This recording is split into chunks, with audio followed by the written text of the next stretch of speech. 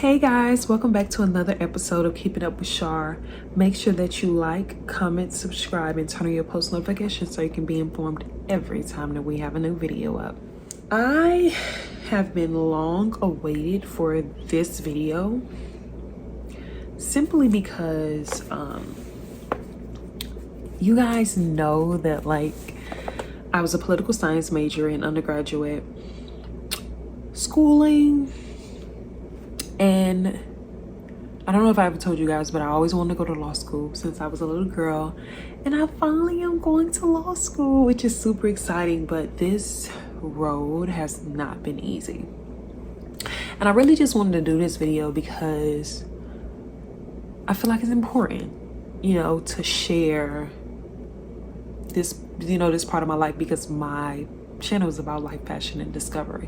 So I just wanted to get that out of there so you guys know why I'm sharing this video, and I'm sure this will be beneficial to so many people just by hearing my journey, because I heard other people's journeys. It made it more realistic for me. So I just want to be able to do that for others, especially my YouTube community. As you guys may know, which is one of the videos that I previously did on Yay, I'm graduating. I'm gonna put that over here so you guys can see that, where I gave you guys an update on me graduating early in 3 years. So with me deciphering on whether or not I should have graduated early, I didn't think about oh, Charlene, if you graduate early, you may be taking a year off to take a year off. So I said, Charlene, you're gonna take this January LSAT. And I took the test, and I also took it again in April. And I was applying to law schools before I took it in January, because the law schools that I was applying to, some of their applications were due before then, and a lot of the schools would allow you to apply and your scores not be in. So I just wanted to give my spill on it. Of course, everybody's journey is different, but I do feel like it's very important that sometimes you share your journey, because it may give people hope and may give them insight into something that they see themselves doing as well. So what I would say is, you ask for recommendations a year before you start applying to law schools. And the only reason why I say a year, and I know that may sound like a humongous amount of time, but it's not, because you want your law school recommendation letter to say everything about you. I know a lot of times they say oh, you don't want your recommendation letter to be too long because they wouldn't read it. That's for college. This is not for law school. For law school, you want it to be a reflection of who you are as a person, as a student, as a professional. If you did various jobs and internships, you want them to see that, because a lot of schools, yeah, they want you to have a high LSAT score, and yeah, they may want you to have high grades, but at the same time, you still want to make sure that you have people that can speak on your character, because sometimes your character can get you into places that academia cannot, so just make sure you ask a year ahead, because you want to make sure that the recommendations are a reflection of you. And if it's a rush recommendation letter, it's going to be a bad reflection on you. Another thing, the law school admissions council, they give you the option of not seeing your recommendation letter. They say that the law schools will be able to see whether or not you were able to view your recommendation letter. When I first did it, I was like, okay, I'm just not gonna view it. But when I started talking to some of my friends and sisters that's in law school, they were just saying still try to view the recommendation letter, because I said, it's a reflection of you, and you just don't want somebody to write a bad recommendation letter. So definitely make sure that you're able to view it. So yeah, you can put that on the law school. Still ask the recommender to send it to you so you can view it. And sometimes, sometimes you be having to double check their mistakes or ask them to add things, whatever the case is, because at the end of the day, this is a professional schooling, meaning that they want to know a lot about you. They don't want nobody that really doesn't know you, because that's just really a waste of their time. Why did you write a recommendation letter? So definitely ask to view it just to make sure that it's grammatically correct and that it says all of the things that you wanted to say. And that's if you're whoever you allow to do it, professor, boss, whatever, that's if they allow you to do that. And I don't see a problem with them saying, like, with them having a problem with you saying like, hey, can you say this? Because if they have a problem with you telling them like, hey, I may not like this, or if kids is, then maybe you shouldn't ask them to be your recommender, because when it comes to your recommendation letters, you get to choose who do it. So definitely try to view it before. I personally worked on my personal statement a year before. And the reason why I say that, because when you first write your personal statement, it may not be the one. It may not be the one, because I personally know my first personal statement wasn't the one. The second one was not the one, you know. Third one was. And the third one, I went through so many drafts, but that just goes to show you that you're perfecting it, because you should not be writing a personal statement and do not have anyone view it for you, have a second set of eyes. Like what I always do is I'll write an essay and I'll come back to it, and then I'll see some mistakes I made. Then, because I don't be wanting to go through the same essay 3 times, I'll have a friend or a colleague or like a professor or somebody view it as well. I personally had my personal professor, you know, go through many drafts with me, which I thought was great because it helped me perfect my essay to where it's like it wasn't too much going on. It was easy to follow. And even when I sent it to other people, they didn't have much notes on it. So that goes to show that the help that I was getting, I was making some great progress with it. So I would say do that a year ahead too, so you're not rushing with a personal statement, because a personal statement, like I said, like a recommendation letter, it could take you a long way. It really can, because a lot of times it'd be like one point that be separating you from this other student. So you definitely don't want your personal statement to not be as good as you would like. Write a personal statement, even if you feel like it's nothing diverse about you, which I very doubt, because it's something diverse about anybody. My professor literally sent me a diversity statement of this guy that was from Alaska, and he said he was diverse because he was applying to this law school in New York and he was from Alaska. So like literally you can find anything about yourself that'll make you diverse, and as long as it's a great story, it will separate you from other students. So definitely write you a diverse statement. If the law school gives you the option to do that, please do it, because it's another chance for you to tell your story. And any chance you get to add more to your essay, not essay, to your application, please do it. I personally wrote a diversity statement, and one of my diversity statements had something to do with my childhood, and it correlated to why I wanted to practice law. Do I still want to practice that law?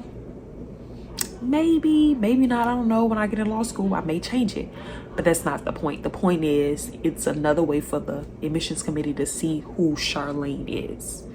Write a personal statement, even if you feel like it's nothing diverse about you, which I very doubt, because it's something diverse about anybody. My professor literally sent me a diversity statement of this guy that was from Alaska, and he said he was diverse because he was applying to this law school in New York and he was from Alaska. So like literally you can find anything about yourself that'll make you diverse, and as long as it's a great story, it will separate you from other students. So definitely write you a diverse statement. If the law school gives you the option to do that, please do it, because it's another chance for you to tell your story. And any chance you get to add more to your essay, not essay, to your application, please do it. I personally wrote a diversity statement, and one of my diversity statements had something to do with my childhood, and it correlated to why I wanted to practice law. Do I still want to practice that law? Maybe, maybe not. I don't know. When I get in law school, I may change it, but that's not the point. The point is, it's another way for the admissions committee to see who Charlene is. When I personally was applying, I applied to a lot of law schools, and that's partially because I was taking the LSAT late and all this other stuff was going on. But it was the best thing I did. When I talked to a lot of people, they'd be like, oh, you applied to like 10 plus schools? That's great. I only applied to like 5 or 3.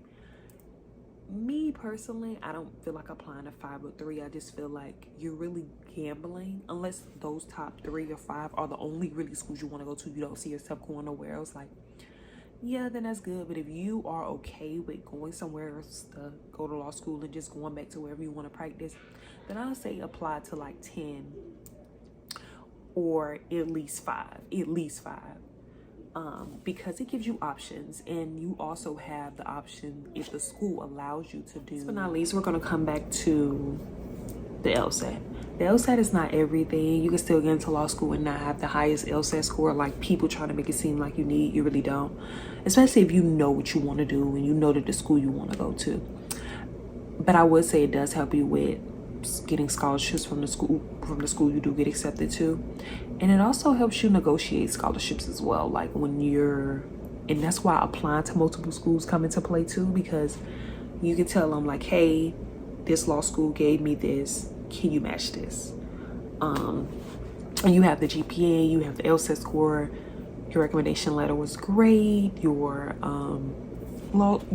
personal statement, diversity statement, they seen who you were as an individual.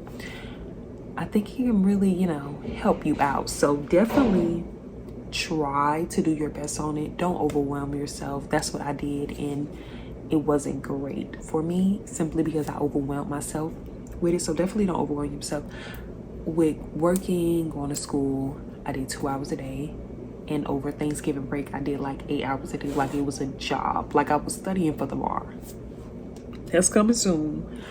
But definitely don't overwhelm yourself. That's the best advice I can give you. Give yourself breaks, give yourself grace, and just understand that it's gonna be okay. It's not the end of the world if you don't get a high score. It's not the end of the world if you do, because I have met attorneys that didn't score so high on the LSAT, passed the bar exam the first time around. You have some that scored high on the LSAT and did not pass the bar the first time around. And law schools, they weigh heavily on the LSAT because essentially they say that if you do well on your LSAT, that means you're more likely to pass the bar the first time around. And if you're more likely to pass the bar on the first time around, that's great for the law school because it moves them up in ranking, and that's what they care about. But the Bar Association just released an article these past couple of months saying that that's not true. A lot of people, like I said, they did well on the LSAT and did not pass the bar the first time around. So definitely understand that you will be okay if you don't do your best. I am a prime example of that because I am attending law school this upcoming fall. I will also say it's important to know how you study, know what works for you. So even if that means trying out 7 stage, these are some of the things I tried out. Power Score books, Bible, they have like the LSAT Bible series. Try them all so you can see what best fits you, and then find out how you study best. And I think one of the best advice that I got from a dean from a law school, which was, don't always try to study in a quiet place, because the reality is you're not going to always be in a quiet space to study.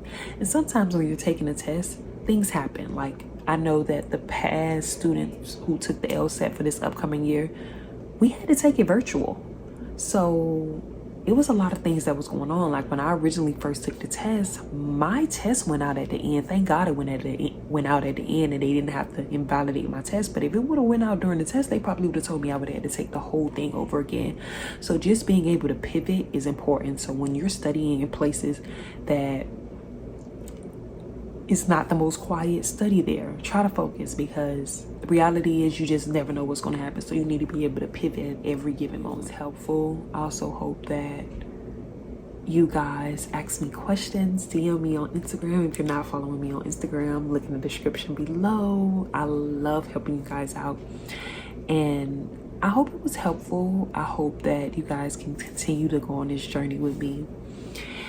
And I hope that anybody that's, choosing to go to law school, you follow your dreams and you do what you wish to do. And even if you're not going to law school, never give up on your dreams. I thank you guys for watching Keeping Up with Char. Make sure that you like, comment, subscribe, and turn on your post notifications so you can be informed every time we have a new video up. Love you guys. Always, Char.